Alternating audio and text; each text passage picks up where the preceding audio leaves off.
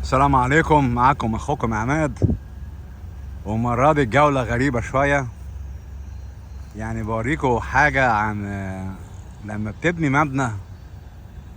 يعني المبنى ده اوكي، انا جيت هنا عشان اخلص مصلحة. كانت دورة تدريبية، يعني فاضل لي يوم اخلصها. اوكي، في المبنى ده في الدور التاني. اوكي، شايفين يعني المبنى مش قوي يعني. اوكي، ادي باركن لات في كل حتة، عربيات السكيورتي في كل حتة، كل حاجة فيها سكيورتي هنا. تمام. لو تلاحظوا في حاجة اسمها الهانديكاب. الهانديكاب دي طبعا ملغية في مصر خالص، مش موجودة. الهانديكاب الناس اللي عندهم احتياجات خاصة. معايا؟ تلاقي اليافطة دي موجودة في كل باركن لات بحكم القانون، مش بحكم الولاية، بالقانون. قانون فيدرالي بيحميها. اوكي، اللي يركن في الحتة دي اللي هو الناس عندهم احتياجات خاصة، تمام، بالعربية بتاعتهم، بيدفع غرامة $250، والعربية بتاعته تشتغل في الحال.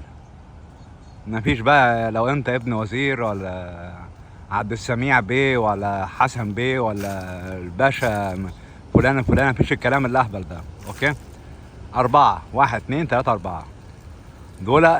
لو تلاحظوا ان الامريكان لا يمكن اي حد فيهم يتجرأ يركن في المكان ده الا ما كانش عنده ستيكر معين في العربية انه بتدل على انه احتياجات خاصة، لازم تكون موجودة. يا اما موجودة على اللايسنس بليت من ورا. اوكي، او بتكون متدلدلة من المراية لقدام، بيسموها هانديكاب. اوكي، دي نمرة واحد. اوكي، ولو تلاحظوا هنا الاشجار في كل حتة، يعني المكان لازم يكون في نوع من الجرين، يعني مساحة خضراء. المساحة الخضراء ده انتوا شايفين كده حضارات. اوكي، هنا المكان ده غالي، يعني زحمة جدا. اوكي، على شارع رئيسي زحمة. اوكي، المنطقة دي مش منطقة امان قوي، خلي بالكم. اوكي، يعني I'm not recommend anybody live here. اوكي، بس في نفس الوقت لو هي منطقة مش امان قوي. اوكي، لو تلاحظوا الاهتمام بالمساحات الخضراء حتى في المناطق الغير امنة، دي حاجة اغرب من الخيال.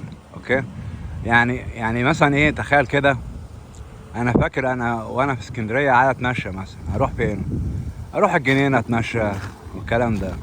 طبعا الجناين دلوقتي مليانة ناس بيغتصبوا ستات وبيغتصبوا عيال والكلام ده، تعتبر غير امن. وبعدين الجناين في مصر اصبحت مقلب زبالة، يعني جاي تتمتع تلاقي الزبالة في كل حتة. هل انا بشوف زبالة سيادتك؟ ولو شفت هكون حاجة نادرة زي الكيسة اللي هناك دي. اوكي، في ناس هتيجي تشيلها اكيد طبعا. اوكي، تمام.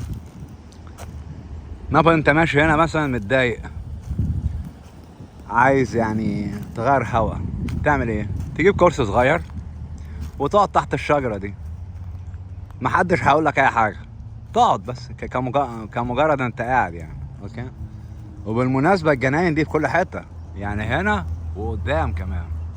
هنا في عمارات في جنينة، هنا المبنى ليه جنينة. اوكي، والجناين دي مش تبع العمارة، الجناين دي تبع الولاية بالمناسبة يعني. اوكي، يعني بالتالي مستحيل حد يقول لك امشوا من هنا. اوكي، شايفين البنية التحتية؟ هذه البنية التحتية، انك انت تهتم بالمظهر الجمالي قبل ما تهتم بالبناء المبنى. اوكي، وتاني حاجة تهتم بالناس اللي عندهم احتياجات خاصة وتوفر مكان لركن العربيات. طبعا الكلام ده ملغي في مصر، مش موجود نهائيا يعني. اوكي، وحتى اذا كان موجود في مناطق راقية في مصر، ما اظنش ان في قانون بيحمي الموضوع ده. اوكي، خلطبيصة يا ام عيسى، سمك لبن تمر هندي يعني. اوكي، احمد باشا ممكن يركن فيها. اوكي، زي ما انتم شايفين المنظر شكله ايه. وده بيخليني اسال سؤال، اوكي، ليه في مصر ما بيفكروا ليه مش بيفكروا في المساحات الخضراء خالص نهائيا؟ هيقول لك احنا ما عندناش اراضي كتير. لا، عندنا اراضي كتير، مين قال لك كده؟ تمام. احنا بس الفلوس بتاعتنا رايحه على الفساد اكتر ما تعمل تجميل للمنطقه. تمام. يعني انت عندك مثلا الصين دي عمرت الصحراء كلها من اول لاخرها، اوكي. في اراضي لا تصلح في الزراعه بس ممكن تبني، يعني تزرع عليها اشجار، اوكي. بالتالي بتزود المظهر الجمالي. انت شايفين مثلا المنطقه دي ما فيهاش زراعه خالص نهائيا، هي عباره عن اشجار طالعه، اشجار نخل، حشائش، اشجار عاديه بتاعت ظل، بيسموها اشجار ظل دي. تمام. يعني ملهاش اي فايده للانسان الا المنظر الطبيعي. بس الفايده اللي بتعملها الاشجار للناس ان الاشجار بتمتص غاز ثاني اكسيد الكربون وبتحوله الى اكسجين. وكمان الشجر لما بيكون كتير الدنيا تمطر. عندكم فكره عن الموضوع ده؟ ده يجاوب على السؤال ليه في امريكا المطره كتير. المطره كتير عشان عندنا شجر كتير. كل ما يكون في شجر كتير كل ما يكون عندنا مطر، والمطر هينزل. يعني ما كانش النهارده يبقى بكره، ما كانش بكره يبقى بعد بكره، بس لازم المطر ينزل في الاسبوع حتى لو كان مره واحده، اوكي. زي ما انتم شايفين كده، بس انا بحب اوريكم يعني المنطقه دي، اوكي. ودي اللي هي بتاعت الاكشاك بتاعت الكهرباء. تعالى اوريها لكم دي شغاله ازاي، اوكي. كشك الكهرباء ده هو ده العمومي اللي بيوزع. تمام. في عداد، في واحد هنا بيجي يقراه وبيأيد من مصلحة الكهرباء، اوكي. وفي كمان مكان تاني تقريبا محول حاجة ده كده، اوكي. ومكان تالت برضو للكهرباء. حد ممكن يقول يا جماعة هل في سلك مكشوف؟ ماشي. يعني نفرض طفل مثلا مد ايده بتاع، هل ممكن يتكهرب؟ لا طبعا مش ممكن يتكهرب. انا حبيتها لكم اهو، انا بمد ايدي اهو. في كهرباء؟ مفيش كهرباء هنا خالص، اوكي. امان كلها لانها بينزل مطره.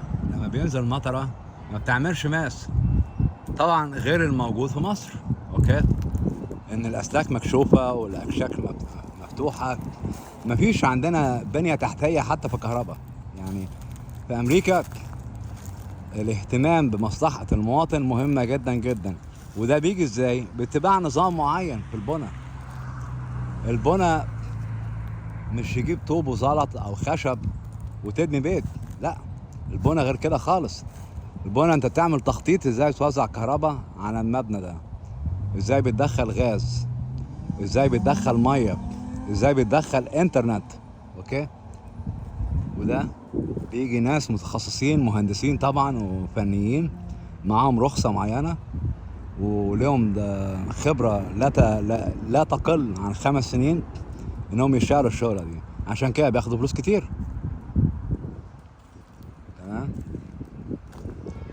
وحاجة تانية، لو جدع تطلع ملحوظة، يعني لو حد فيكم جدع يطلع الملحوظة دي. لو تشوف هنا الحشائش دي كلها مقصوصة، شايفينها؟ يعني الحشائش شكلها ايه؟ مقصوصة. المنطقة اللي هناك دي بقى دي تعتبر غابات. الغابات دي هم قصدهم ما يجوش جنبيها. ليه؟ لانها ملجأ للحيوانات. يعني ايه الحيوانات الموجودة هنا؟ غزلان مثلا، ضباع، ممكن يكون دب، بس ما اظنش في دب بيقع في المنطقة دي، اوكي. الدب دايما بيكون في مناطق نائية، بالتالي ما اظنش ان في دب هنا، اوكي. بس اكيد في غزلان بالهبل. بالتالي هما بيسووها مفتوحة للحيوانات عشان الحيوانات تكبر وتلاقي حاجة تاكلها، وبتكون المكان بتاعها مشابه للمكان الطبيعي اللي جت منه. يعني انت رحت هناك هتلاقي يعني كل حاجة بقى، تعابين، هتلاقي مثلا غزلان، هتلاقي مثلا نسور، كل انواع الطيور الموجودة في العالم تيجي هنا بتعشش. تمام. هل ممكن الدخول جوه؟ طبعا ممكن الدخول جوه، محدش هيمنعك، بس انا عن نفسي مش هخش يعني. اوكي. يعني برضو يعني مش امان قوي ان انا اخش في منطقة زي دي. اوكي. يعني حيوانات ممكن، حيوان ضار او حيوان مسعور، مش عايزين الكلام ده. تمام. وبس يا جماعة، عرفتوا بقى البنية التحتية؟ هو ده البنية التحتية. يعني مبنى حقير زي ده انا بعتبره حقير. اوكي. بس بيأدي الغرض من جوه، على فكرة عامل زي 5 ستار، يعني كأنه داخل سميراميس من جوه يعني. اوكي. تخلص الدورة التدريبية، تخلص مصلحة، تفتح مكتب هنا لو عايز حاجة ده كده. تمام. عربيتك بره مركونة، كل واحد ليه ركنة، تخلص حاجاتك، تركب عربية تروح البيت، مفيش مشاكل خالص نهائيا. اوكي. عايز تقعد هنا مع العيال او تقعد مع نفسك، تقعد في المنطقة دي. ممكن تاكل هنا كمان، محدش هيقولك حاجة، بس كل ولم الوساخة بتاعتك في كيسة وحطها في الزبالة، بس ما ترميهاش يعني في الأرض. بس أتمنى يا جماعة أن يكون الفيديو ده عجبكم، والسلام عليكم ورحمة الله وبركاته.